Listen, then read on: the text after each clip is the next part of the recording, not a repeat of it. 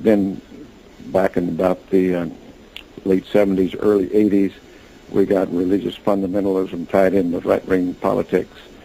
And all of a sudden we have a massive movement in that direction that has been corrupted, been totally corrupted. And we're going to have to recover from that, and I think we're seeing the offshoot of it now. I did happen to write a paper over about 20 years ago at the fall of the Berlin Wall, when the Soviet Union essentially came unglued. And I wrote a paper at that point that was somewhat reasonably well distributed, not too much paid attention to, but well distributed, along the theme of how long can democratic free market capitalism endure in the absence of an ideological opponent. And I think we're seeing the result of that right now. The answer is that it implodes from its own excesses. And that's exactly what's happening to our global civilization right now, led by the United States. We're imploding from our own excesses. Well, I would say that's a reasonable conclusion there. Of the candidates for presidents, which one do you see that is most capable of steadying the ship or moving it back into the right direction?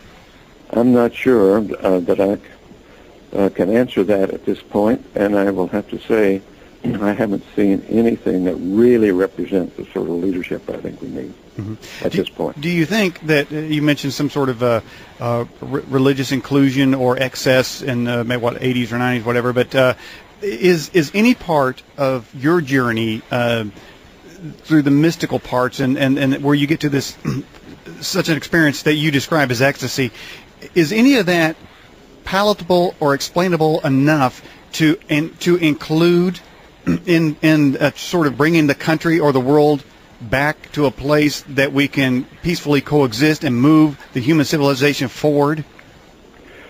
Well, I think the answer is yes to that. How long it's going to take, it's an evolutionary characteristic, in my opinion, that we're looking at.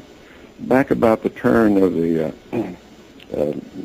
20th century, from the 19th to 20th century, there was a very fine book written in 1904, I think was the earliest publication, called Cosmic Consciousness by Dr. Richard Butt, a Canadian. And he chronicled across the centuries the people who had had enlightened experiences and were able to break out of this ego state, and let's not call it a religious thing, but religion is based upon it. It is a spiritual thing in which you see the bigger picture, and when you have that type of experience, you can no longer engage in the violence. You cannot engage in the sort of rhetoric or the sort of activities that lead to violence. That doesn't mean you don't get angry, you don't get upset. It merely means you learn to manage all of that, and it's not a part of the way you function. And that is what has been the basis for religion forever.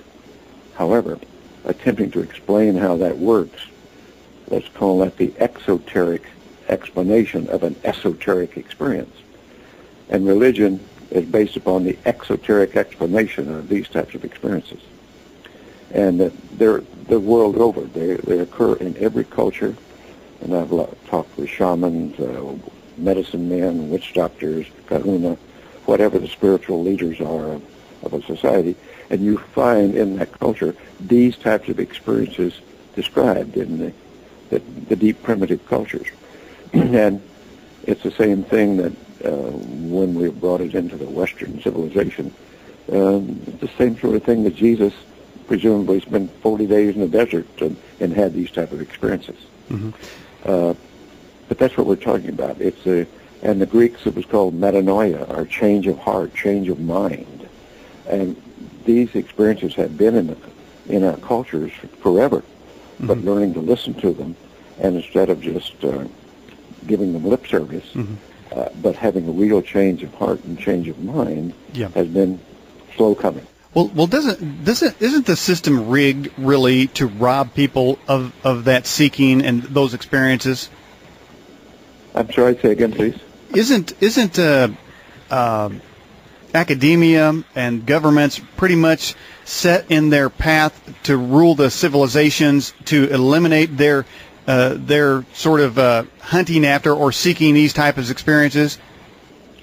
Well, I don't think that's necessarily so. I think it may be a byproduct of getting so caught up in ego and greed and thinking that happiness and good feelings comes from wealth and comes from the physical things, when indeed it's an internal transformation that really brings us all about. When you were on your way into space, were you, as you left the Earth's atmosphere, were you able to look back at the Earth, or was your view of it on the moon from looking back? Oh no, you could look back at it from it. Okay.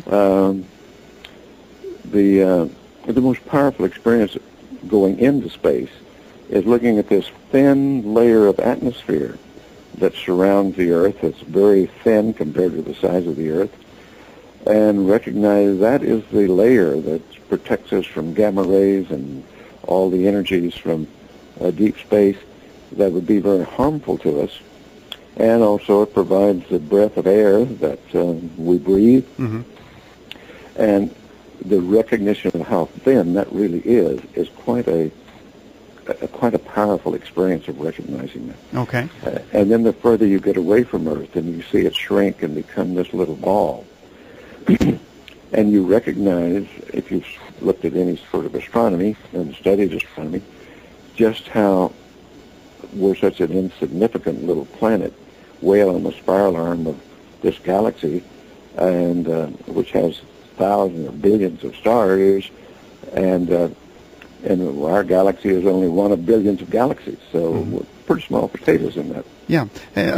Doctor, I remember hearing another Apollo astronaut say that as you pass through the Van Allen radiation belt, that if you close your eyes, you see sort of a tingly, sparkly thing. Did you experience anything going through the Van Allen radiation belt?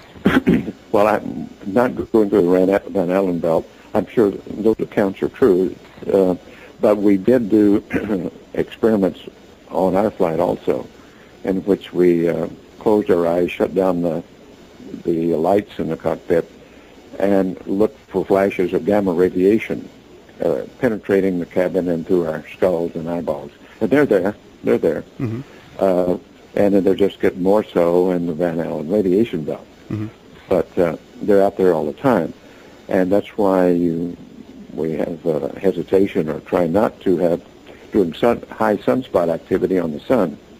You don't want to be in space because these particles are far more numerous at that point in time. Well, I'm wondering, because, like, say, if you go to a dentist and they do an X-ray, they I don't know if you've seen that, they run out of the room, and it's like they're going to hit you with the X-ray. So I was just wondering, is then that the radiation? I mean, it just sounds ominous to go through it, but you really say it's just harmless radiation. Well, if you get too much of it, it's not harmless, of course. But we've learned to harness that and use that in certain ways. Certainly with our radiation and our MRI machines, and which is a little better than radiation, actually. Okay. But as long as we keep the dosages low, we've learned how to manage that. But yes, if you get too much of it, you're in trouble. So as you're heading out into space and you look back, and you mentioned the layer, and I imagine the awe of this beautiful blue marble just sitting in space hanging on nothing. Did you immediately say, wow, man, the Big Bang really did a great job with this planet? Or did you say, wait a minute now, how's this going to come out of a spinning goo of planetary dust coming together in a glob and then making a planet? Did you go either way with that? Well, I've had enough astronomy at Harvard and MIT, where I studied the best astronomy of the day, and we had at least for the day, we had a pretty good handle on how star systems form and how the matter being pulled together by gravitation forms into planets. And we've become more sophisticated about that over the last 40 years or so. But it wasn't really too much of a mystery, and we had a pretty good story